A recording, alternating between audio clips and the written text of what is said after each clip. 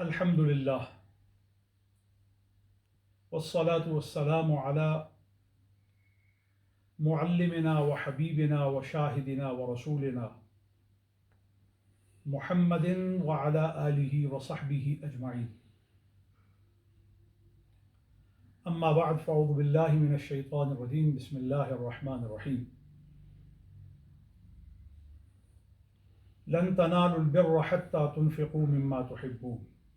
صدق اللہ و صدق رسولہ. نیکی کیا ہے اور اللہ کے ہاں کس چیز کو بطور نیکی قبول کیا جاتا ہے؟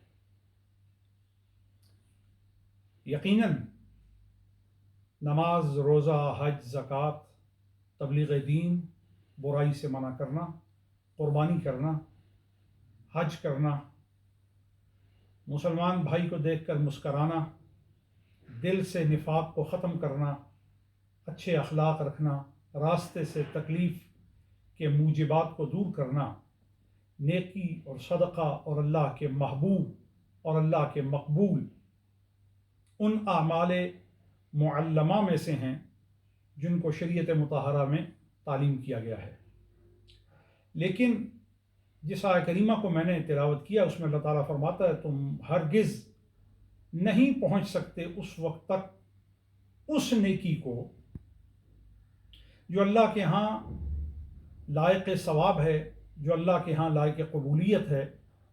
یہ وہ عمل ہے جو اپنی سب سے محبوب چیز کو خرچ کر کے حاصل کیا جائے گا.